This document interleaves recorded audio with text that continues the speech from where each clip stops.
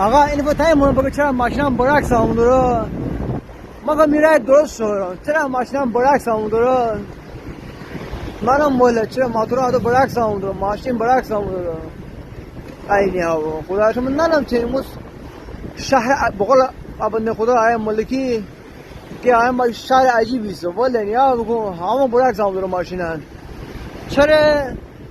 اپنی ما اصلا دیروز هم آیا با مشون دیروز با اون آیا بشون ماشین هم برعکس آمده رو چی وسیز من ننم خدا شده خدا داره